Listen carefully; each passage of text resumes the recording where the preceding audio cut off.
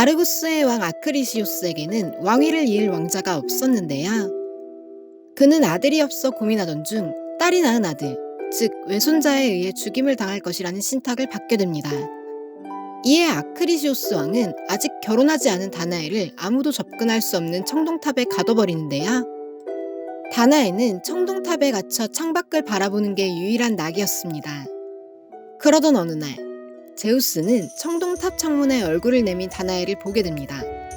아름다운 다나엘가 마음에 들었던 제우스는 급기야 황금비로 변신하여 그녀에게 접근하는데요. 제우스와 하룻밤을 보낸 다나엘은 이후 임신을 하게 됩니다. 다나엘 역시 신탁을 알고 있었기 때문에 최대한 임신 사실을 숨기려 했는데요. 왜냐하면 자신이 탑에 갇힌 이유가 신탁 때문이었으니까요. 하지만 비밀은 오래가지 않았습니다. 공주가 먹는 양이 늘었다는 시녀의 말에 다나엘의 아버지 아크리시오스가 불이 나게 달려오는데요. 아크리시오스가 청동탑을 열고 들어갔을 땐 이미 다나엘은 혼자가 아니었습니다. 아크리시오스는 차마 딸과 외손자를 죽일 수 없어서 커다란 바구니에 모자를 담아 바다에 띄워보내는데요. 이를 지켜보던 제우스는 포세이돈에게 다나엘과 그의 어린 아들 페르세우스를 부탁합니다. 모자를 태운 바구니는 세리포스의 어부 딕티스에게 발견되는데요.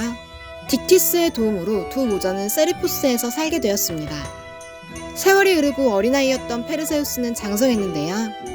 두 모자가 평화롭게 잘 살면 좋았을 텐데 세리포스의 왕 폴리덱테스는 아름다운 다나엘에게 반하여 끊임없이 구애를 했다고 합니다.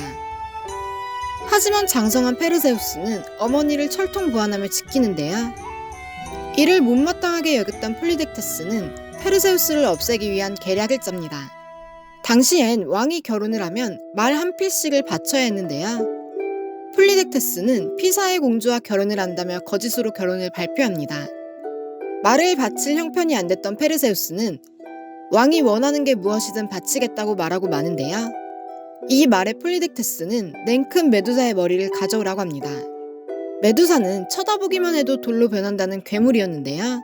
메두사는 원래 굉장히 아름다웠는데 아테나 여신의 분노를 사 괴물이 되었다고 합니다. 약속은 약속이니 페르세우스는 메두사의 머리를 가지러 길을 떠나는데요. 길을 떠나기 전 그는 아테나 여신의 신전에 찾아가 그녀에게 기도를 합니다. 영웅들의 수호자라고 불렸던 아테나는 자신의 이복동생인 페르세우스를 도와주기로 하는데요. 아테나 여신은 자신의 방패 아이기스를 비롯해 헤르메스의 신발, 하데스의 투구 등등 온갖 신들의 아이템을 페르세우스에게 건네줍니다. 그러고는 메두사의 목을 벨 때 절대 그녀를 바라보지 말고 방패로 비춰서 보라고 일러주는데요. 페르세우스는 아테나 여신의 도움으로 무사히 메두사의 목을 베는데 성공합니다. 페르세우스는 한 아름다운 여인이 해변의 바위에 쇠사슬로 묶여있는 것을 보게 되는데요. 그녀의 이름은 안드로메다로 그녀의 어머니 카시오페이아는 굉장한 팔불출이었는데요. 안드로메다의 미모는 네레이데스보다 뛰어나다며 입방정을 떨었던 탓에 포세이돈의 분노를 사게 됩니다. 네레이데스는 오케아노스의 딸들로 그녀들은 모두 아름답기로 유명했는데요.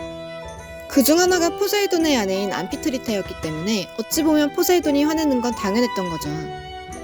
열받은 포세이돈은 해일을 일으키고 괴물을 보내 나라를 초토화로 만들고는 이 재앙을 잠재우려면 안드로메다를 괴물에게 제물로 바쳐야 한다는 신탁을 내립니다.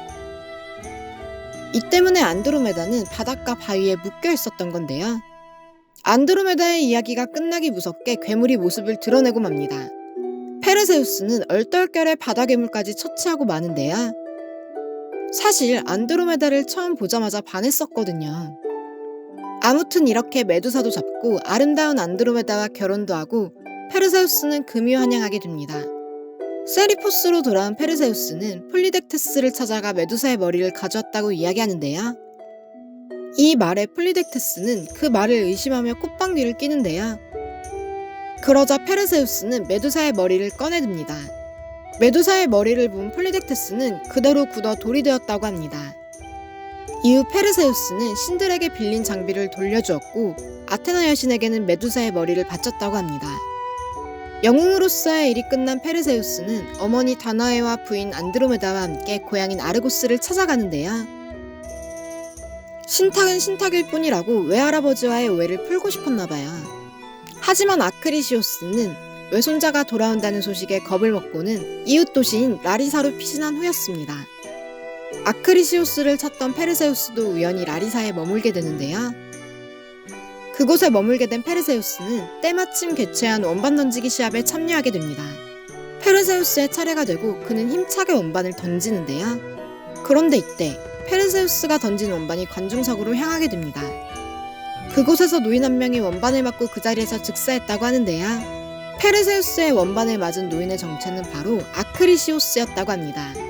신탁을 피하고 싶었던 아크리시오스는 결국 신탁의 내용대로 외손자의 손에 죽고 맙니다.